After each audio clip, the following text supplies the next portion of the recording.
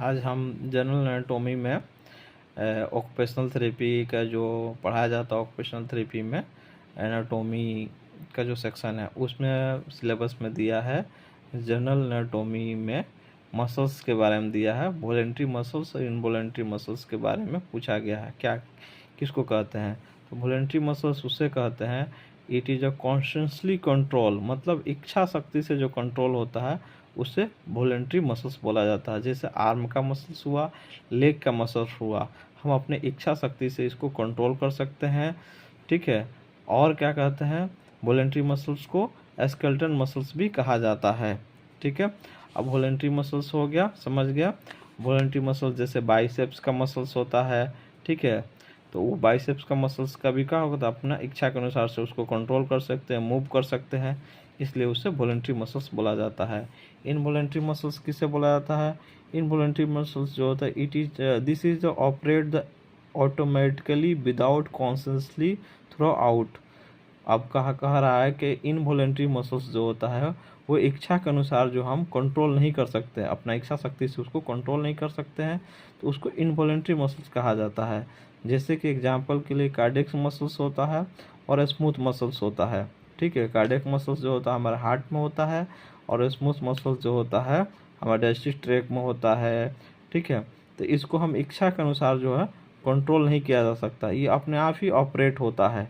ठीक है। इसके कंट्रोल मेरे हाथ में नहीं है, हम लोग के हाथ में नहीं है, ये ऑटोमेटिकली कंट्रोल होता है। कॉन्शियसली इसको कंट्रोल नहीं कर सकते हैं हम। ठीक है। इसलिए ऐसे मसल्स को क्या कहते हैं, इनवॉलेंट्री मसल्स बोला जाता है। अब जो होता है इनवॉलेंट्री मसल्स और वॉलेंट्री मसल्स का क्या क्या फंक्शन होता है। ठीक है। तब हमारे बॉडी में तो वॉलेंट्री मसल्स का जो होता है फंक्शन होता है कि move your the body part, हम बॉडी के पार्ट का जो मूव करते हैं, मूवमेंट देते हैं, वो वॉलेंट्री मसल्स का काम होता है।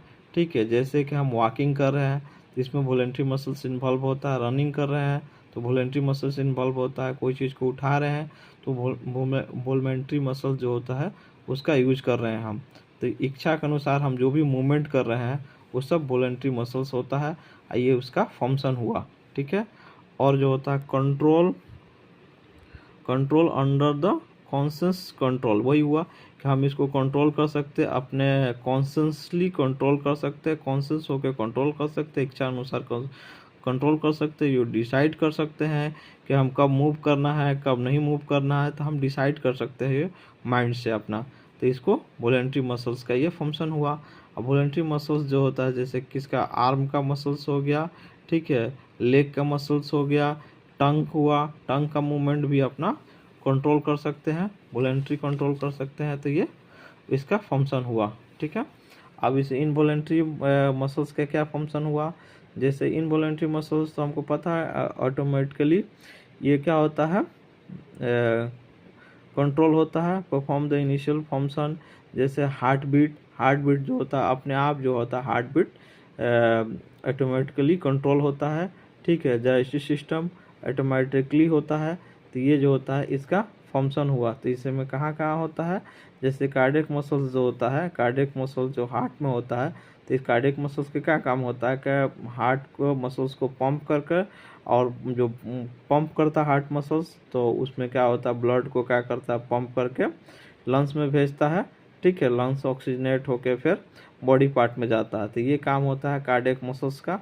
और स्मूथ मसल जो होता है हमारा, स्मूथ मसल कहाँ होता है, ये found of the in the wall of the internal organ. जो भी इंटरनल ऑर्गन हमारा स्मूथ मसल्स से जो बना रहता है, जो इंटरनल ऑर्गन जो भी होता है हमारा, जो जिसमें स्मूथ मसल्स का लाइनिंग होता है उसके वॉल पर वो कहाँ होता है, जैसे डाइजेस्टिव ट्रैक होता है उसमें स्मूथ मसल्स होता है, ब्लड वेसल्स होता है वहाँ स्मूथ मसल्स होता है।